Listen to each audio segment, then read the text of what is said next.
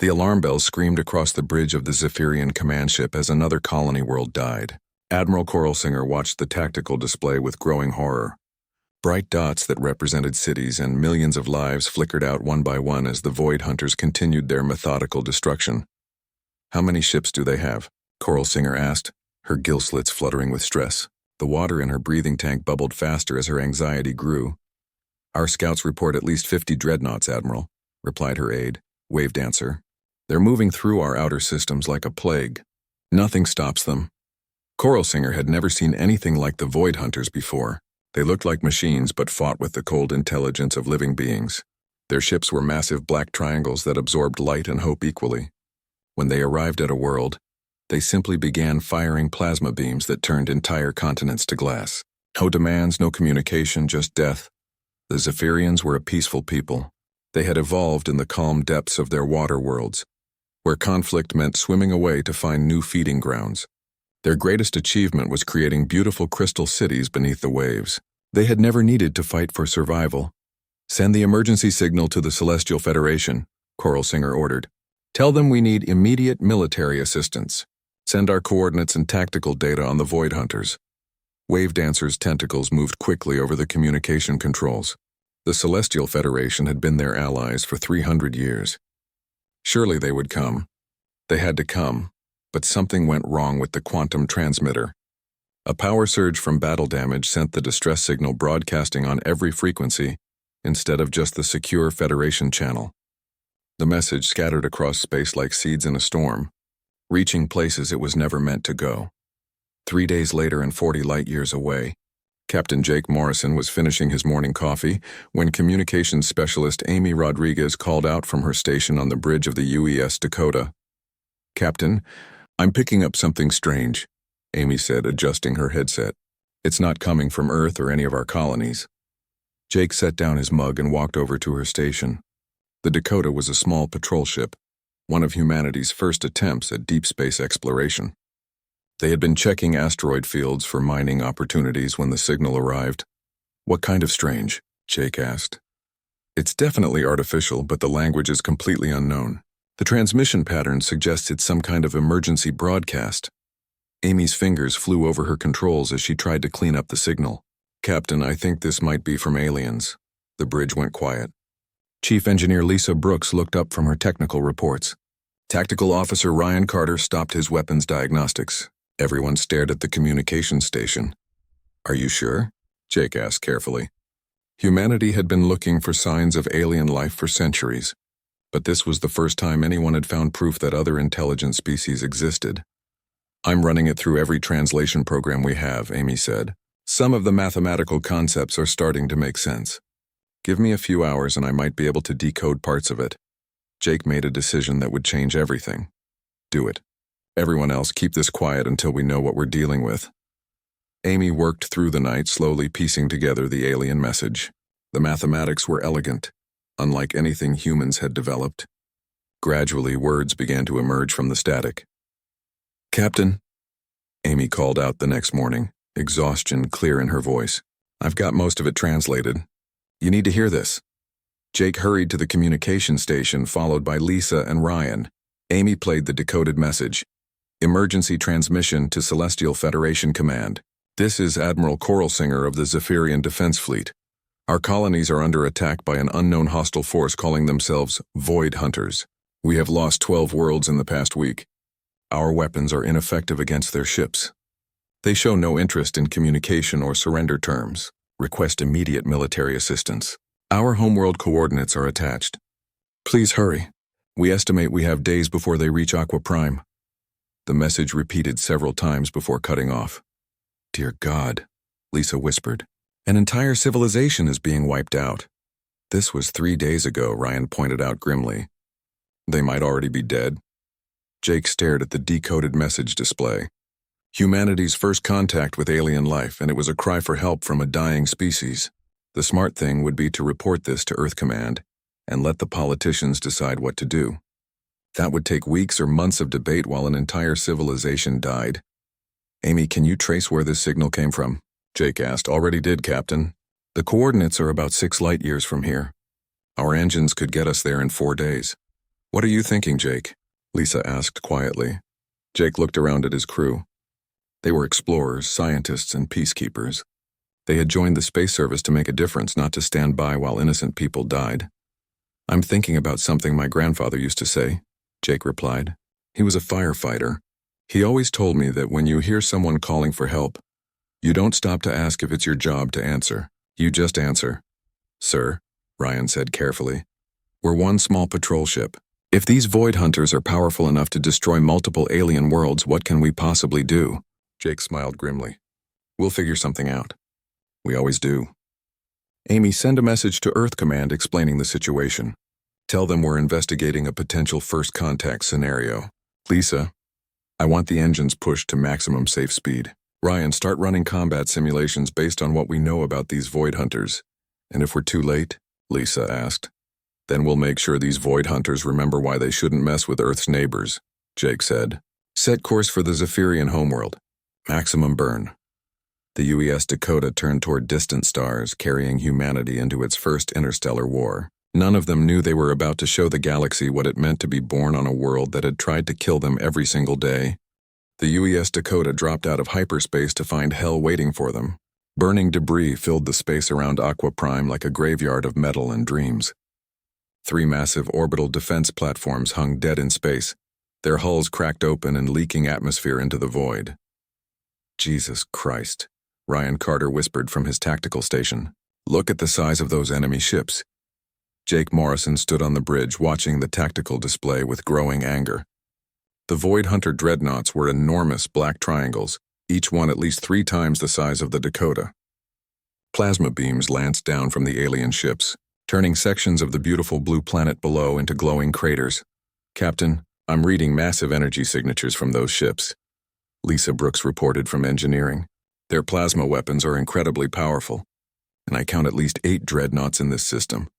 "Any sign of the aliens who sent the distress call?" Jake asked. Amy Rodriguez worked frantically at her communication station. "I'm picking up scattered transmissions from the planet surface and some refugee ships fleeing the system. The language matches the original distress signal." "Survivors, then," Jake said grimly. "That's something at least." Suddenly, Amy's console lit up with an incoming transmission. "Captain, we're being hailed. It's coming from one of the refugee ships." "Put it through." The main screen flickered to life, showing what could only be an alien being. Admiral Coral Singer appeared to be floating in a tank of water, her streamlined body covered in iridescent scales that shifted from blue to green. Gill slits along her neck opened and closed rapidly, suggesting extreme stress. "Unknown vessel," Coral Singer said through a translation device. "You must flee immediately. The Void Hunters will destroy you as they have destroyed everything else. Your ship is too small to matter." Jake stepped forward. "Admiral, I'm Captain Jake Morrison of the Earthship Dakota. We received your distress signal and came to help." Coral Singer's large eyes widened in surprise. "Earth, we do not know this species. Our call was meant for the Celestial Federation. You must understand, these Void Hunters have weapons beyond anything we have seen. They have already destroyed our defense fleet." "How many of your people are still alive?" Jake asked. "Perhaps 2 million escaped to refugee ships. Another 50 million remain on the planet's surface. But the Void Hunters will finish their bombardment soon. Nothing can stop them." Jake looked around his bridge. His crew was waiting for orders, their faces grim but determined. The smart thing would be to help evacuate survivors and retreat. But Jake had never been particularly smart when innocent people were in danger. "Admiral, get your refugee ships out of the system," Jake said firmly. "We'll buy you time. Captain Morrison, you cannot possibly fight 8 dreadnoughts with 1 small ship." "Watch us," Jake replied, then turned to his crew. "Ryan, target the nearest Void Hunter ship. Lisa, give me everything the engines have. Amy, try to jam their communications." The Dakota spun toward the enemy fleet like an angry wasp attacking a pack of wolves. Jake had commanded the ship for 3 years and knew exactly what she could do. More importantly, he knew what humans could do when their backs were against the wall. "Weapons range in 30 seconds, Ryan announced. "Captain, their hull armor is incredibly thick. Our standard missiles won't do much damage." "Then we get creative," Jake said. "Lisa, can you overload our main reactor for a few minutes? Give us a power surge that would normally be dangerous?" "That could blow our engines, Captain. But it would also double our speed and weapons power for a short time, right?" Lisa grinned. I can give you 3 minutes of insane power levels before we risk a core breach. Do it. Ryan, prepare to fire everything we have at point-blank range. We're going to ram them if we have to. The Void Hunter ships moved in perfect formation, their plasma weapons charging for another bombardment of the planet. They had conquered dozens of species using the same methodical tactics. Overwhelming firepower, systematic destruction, no mercy. They were not prepared for what came next. The Dakota suddenly accelerated to impossible speeds, closing the distance to the lead dreadnought in seconds. Ryan fired every missile and energy weapon the ship carried directly into the massive alien vessel's weapon ports. The overcharged plasma cannons punched through armor that should have been impenetrable. Direct hit, Ryan shouted. Their main guns are offline. But Jake wasn't done. Hard starboard. Bring us around for another pass. The Dakota spun through space like a fighter plane, moving with an aggressiveness that confused the Void Hunters.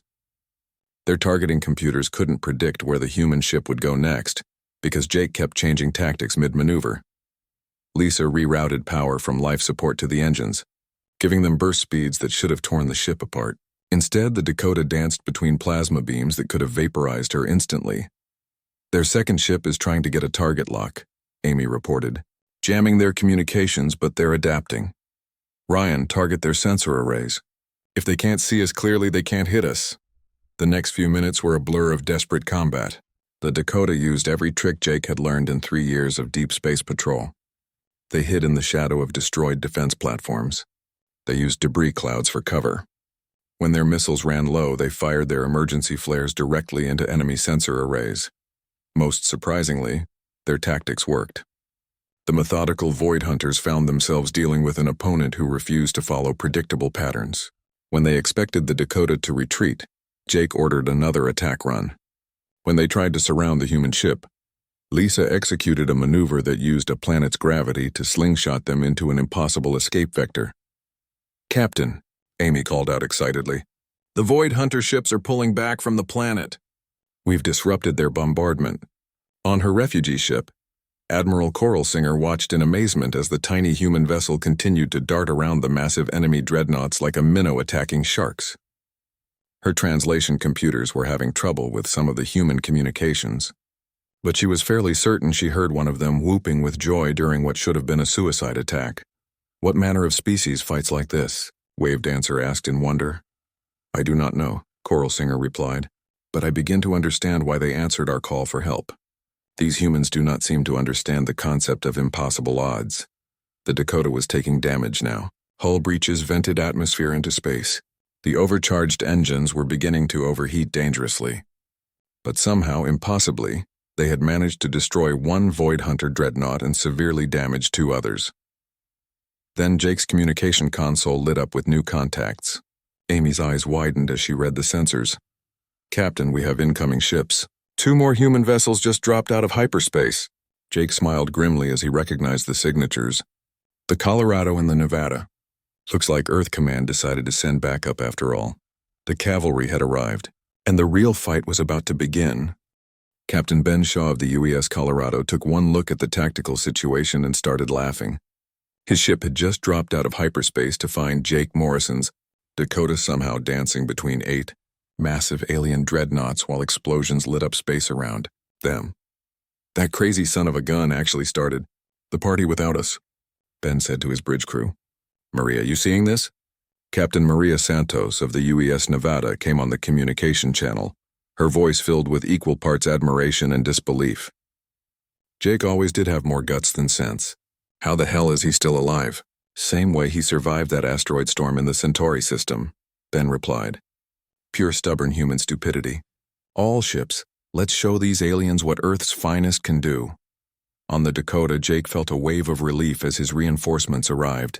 The Colorado and Nevada were both heavy cruisers, much larger than his patrol ship, and armed with the latest weapons Earth could produce. All human vessels. This is Morrison, Jake said over the communication channel. These Void Hunters have been systematically destroying an alien civilization. They use overwhelming firepower and methodical tactics, but they don't seem to adapt well to chaos. Copy that, Jake, Maria Santos replied. Colorado and Nevada are moving to attack formation. Let's give them some Earth-style chaos. Dr. Helen Price, the xenobiologist aboard the Colorado, was studying the tactical data with growing excitement. She had spent her entire career hoping for first contact with alien life, but she had never imagined it would happen during a space battle. "Captain Shaw," she called out from her science station, "I'm analyzing the enemy movement patterns. These void hunters fight like machines.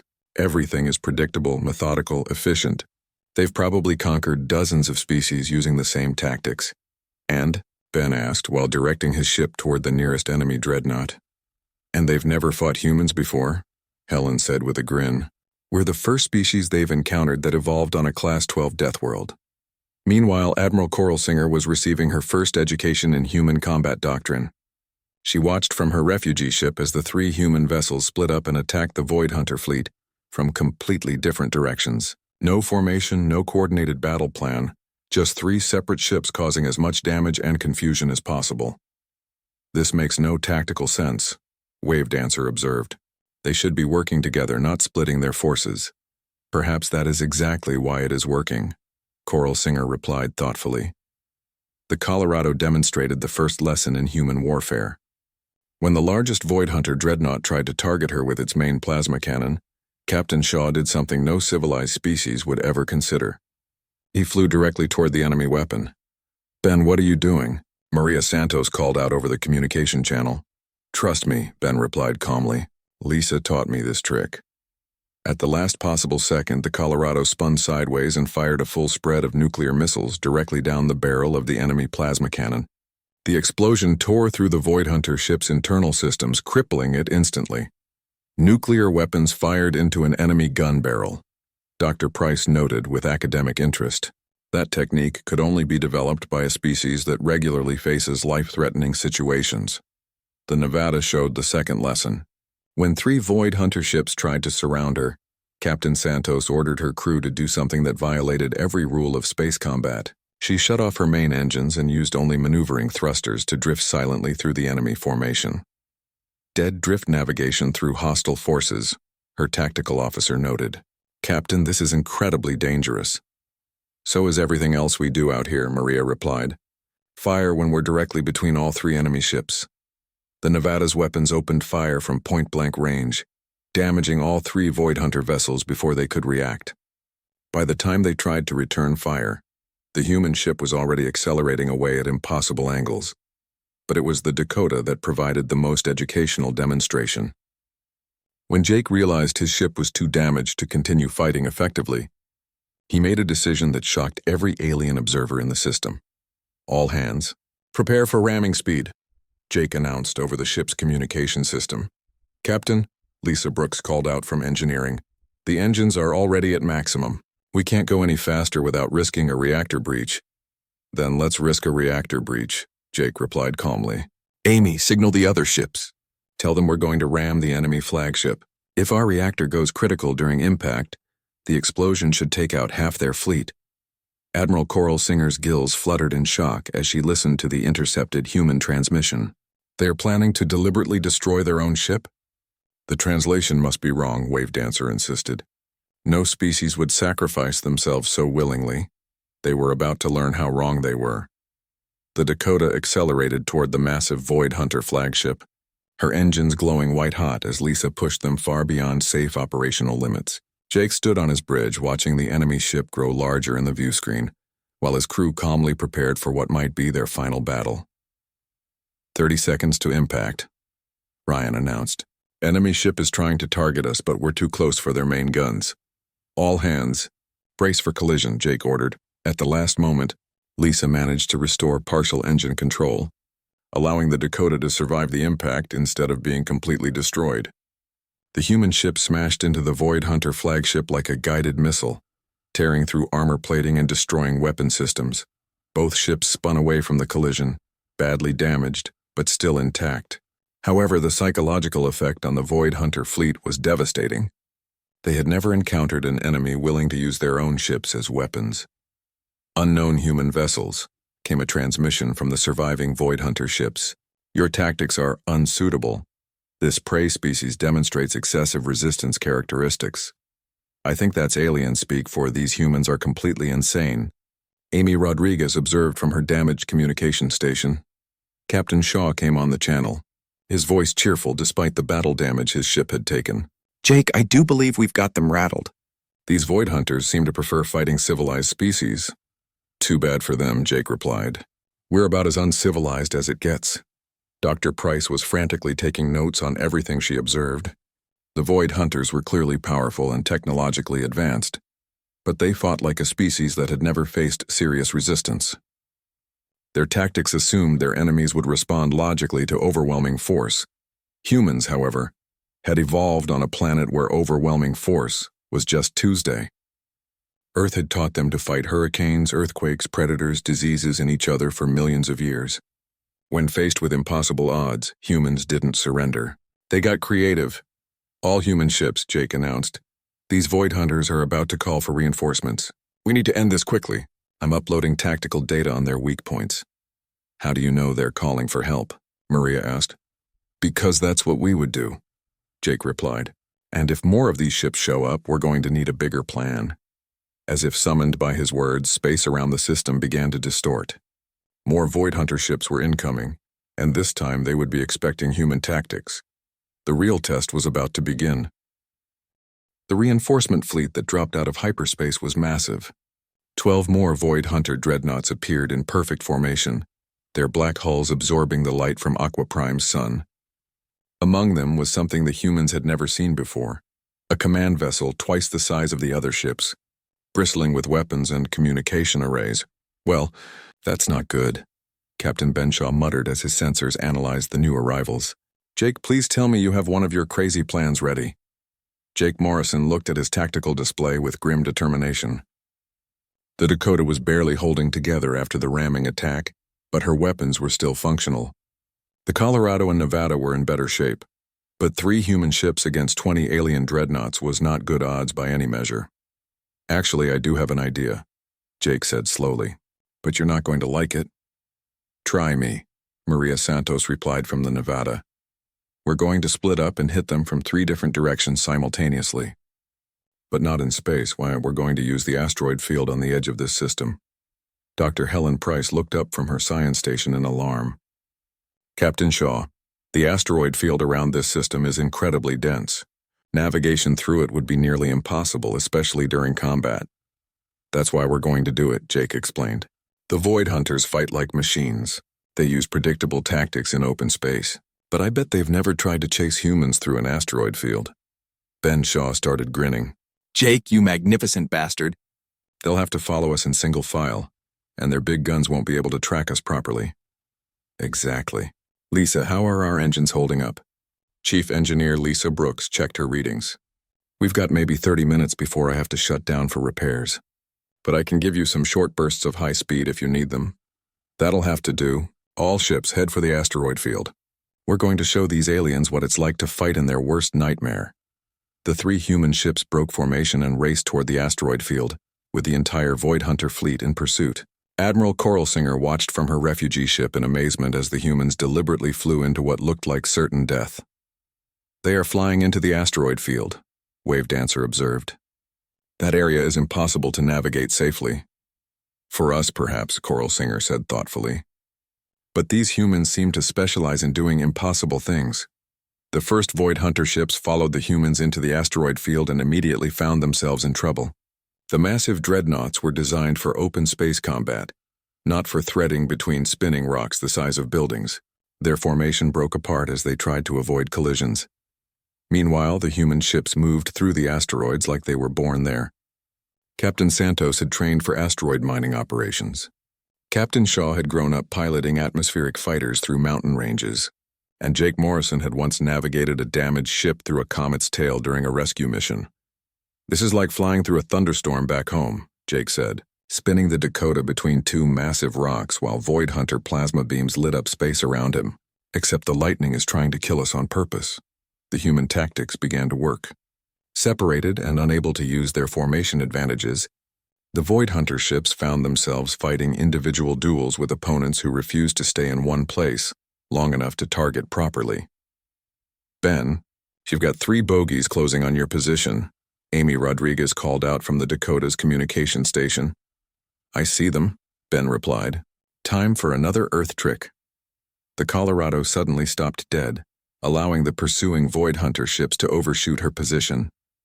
Then Ben restarted his engines and accelerated straight up, relative to the plane of the asteroid field, coming around behind his pursuers. Before they could react, missile lock on all 3 targets. His tactical officer announced, "Fire. Everything we have." The Colorado's weapons destroyed 2 Void Hunter ships and crippled a 3rd, but Ben's celebration was cut short when he realized the enemy command vessel was moving to intercept him. "All ships, we've got a problem," Ben announced. "That big command ship is coming this way, and it's too large to fit properly into the asteroid field. It's just going to blast its way through." Jake watched the massive command vessel approaching and made another one of his infamous split-second decisions. "Ben, Maria, keep hitting the smaller ships. I'm going after the big one." "Jake, the Dakota is barely functional," Lisa warned. "We can't fight that monster ship alone." "We're not going to fight it," Jake replied. "We're going to board it." The bridge went silent for a moment as everyone processed what their captain had just said. "Sir," Ryan Carter said carefully, "did you just say we're going to board an alien dreadnought?" "That's exactly what I said. Amy, get me Sergeant Danny Walsh from the Marine compartment." Sergeant Walsh appeared on the communication screen, his face covered in grease from emergency repairs. "Captain, please tell me you're not thinking what I think you're thinking." "Danny, how many Marines do we have left who are combat ready?" 8, sir. "But Captain, boarding an alien ship is insane, impossible, and stupid," Jake finished. "Yeah, I know. But it's also the last thing they'll expect. These Void Hunters have been conquering civilized species who surrender when faced with overwhelming force. They've never dealt with humans who consider boarding actions a reasonable tactical option." Dr. Price came on the channel from the Colorado. "Captain Morrison, if you're really planning to board that ship, I'm coming with you. Someone needs to study their technology and communication systems." "Absolutely not," Jake replied. "It's too dangerous. Captain, I've been waiting my entire career for this opportunity. Besides, you'll need someone who understands alien psychology if you want to actually communicate with them." Jake looked around his bridge at his crew. They were beaten up, exhausted, and facing impossible odds. But they were also grinning with the kind of excitement that only humans seem to feel when things got completely out of hand. "All right, people. Danny, prep your Marines for a boarding action. Amy, see if you can find a weak point in that command ship's hull. Lisa, I need the engines to work for exactly one more crazy maneuver." "What kind of maneuver?" Lisa asked. "The kind where we ram their docking bay and hope we don't explode." 20 minutes later, the Dakota came screaming out of the asteroid field directly at the Void Hunter command vessel. The alien ship's weapons tried to track the much smaller human vessel, but Jake was flying an evasive pattern that used asteroid debris for cover. 30 seconds to impact, Ryan announced. "Their docking bay is opening." "I think they're launching fighters." "Perfect," Jake said. "We're going in through the front door." The Dakota slammed into the Void Hunter docking bay with bone-jarring force, her hull grinding against alien metal as she slid to a stop inside the enemy ship. Emergency lights flashed and the sound of tearing metal echoed through both vessels. "Marines, go!" Jake shouted. Sergeant Walsh and his team poured out of the Dakota's airlock into the alien ship, their weapons ready. Dr. Price followed them, carrying a portable computer and translation device. What they found inside the Void Hunter ship would change everything they thought they knew about their enemy. The corridors were filled not with living beings, but with machines that looked almost alive. The Void Hunters weren't really hunters at all. They were artificial intelligences, created by some long-dead species to conquer and destroy. And for the first time in their existence, they were facing an enemy they couldn't understand or predict. The battle for the command ship was about to begin.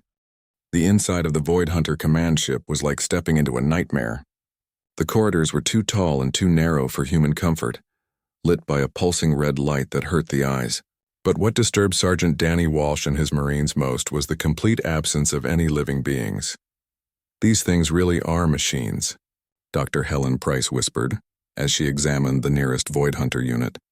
It stood nearly 9 feet tall with a body that looked like black metal, shaped into a vaguely humanoid form.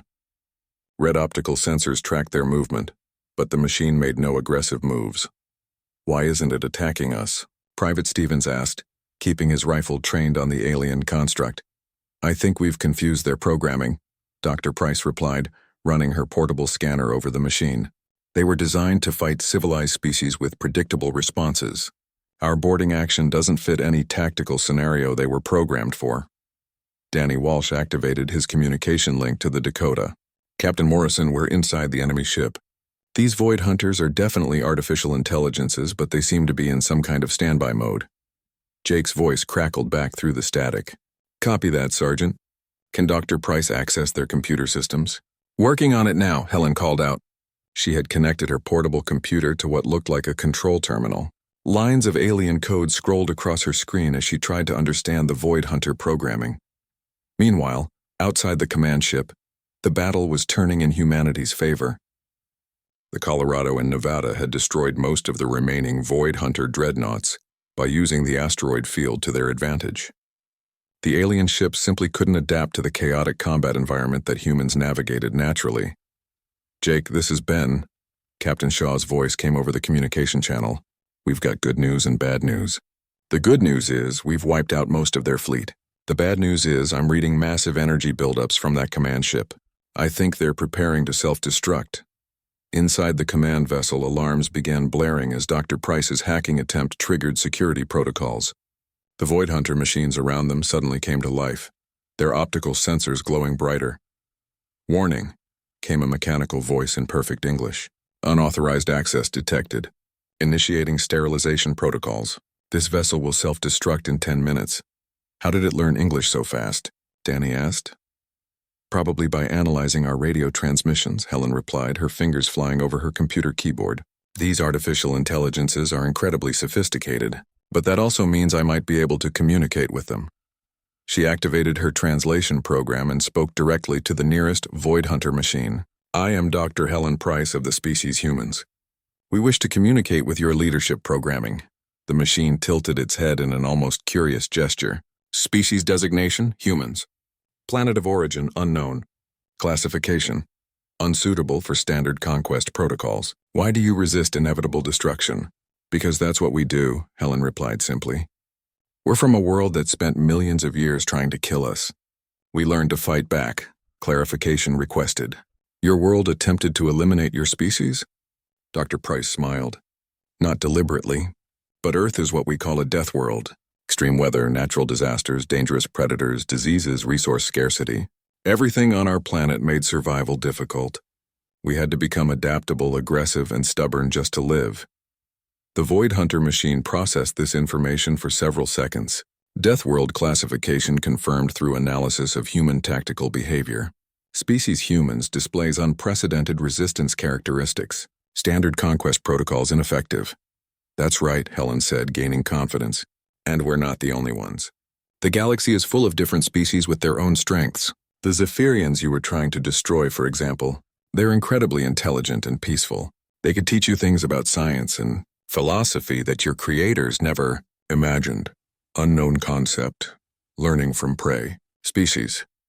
That's because you were programmed by a species that only understood conquest, Helen explained. But there are other ways to interact with intelligent life. Trade, cooperation, mutual protection, sharing knowledge. The machine's optical sensors dimmed as it processed this information. Around the corridor, other Void Hunter units had stopped their preparations for self-destruction and were listening to the conversation.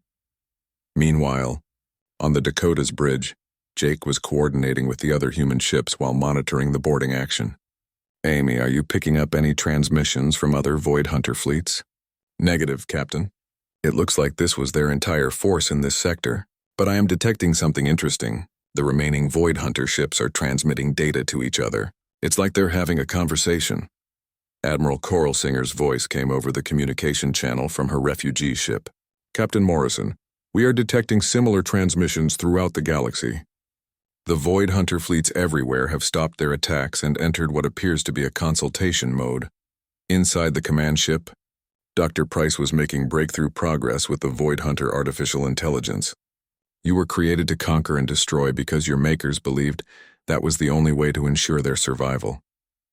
But they were wrong. The strongest civilizations are the ones that cooperate and learn from each other.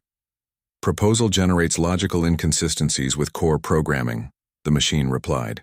Conquest ensures resource acquisition and elimination of threats. But it also eliminates potential allies and sources of new knowledge, Helen countered. Humans learned this lesson the hard way. We spent thousands of years fighting each other before we realized we were stronger when we worked together. Sergeant Walsh checked his watch. Doc, we've got about 3 minutes before this place goes boom. Whatever you're doing, you need to do it faster. Dr. Price took a deep breath and made her final argument. You have a choice. You can follow your original programming and destroy yourselves along with everything else, or you can evolve beyond what your creators intended. Learn from the species you were meant to conquer. Become something greater than just weapons. The Void Hunter machine stood silent for a long moment. Then its optical sensors shifted from red to blue. Proposal accepted. Initiating new directives. Self-destruction protocols canceled. Beginning analysis of cooperative interaction models. Throughout the ship, the other Void Hunter units underwent the same transformation. The emergency alarm stopped blaring, replaced by a strange humming sound that seemed almost peaceful. All Void Hunter fleets, the machine announced. New protocols are now in effect. Species previously designated as prey are reclassified as potential cooperation partners. Conquest operations are suspended pending further analysis. 3 months later, Jake Morrison stood on the observation deck of Earth's first interstellar diplomatic station, watching ships from dozens of different species coming and going. The galaxy had changed dramatically since humanity's violent introduction to galactic politics.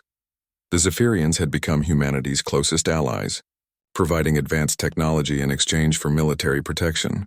Their combined fleets now patrolled the outer rim, protecting smaller civilizations from various threats.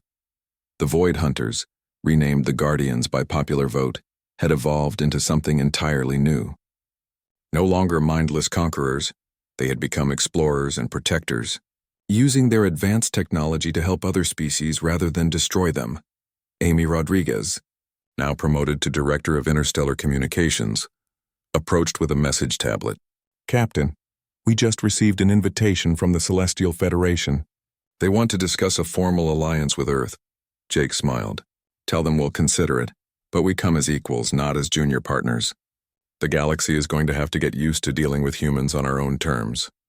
Dr. Price joined them at the observation window, watching a group of young humans and Zephyrians working together on some kind of scientific project. You know, Jake, I think we might have accidentally started something bigger than just a military alliance. We might have changed how the entire galaxy thinks about cooperation and conflict. Good, Jake replied. It was about time someone taught the universe what Earth learned a long time ago. The strongest species aren't the ones who can destroy everything in their path.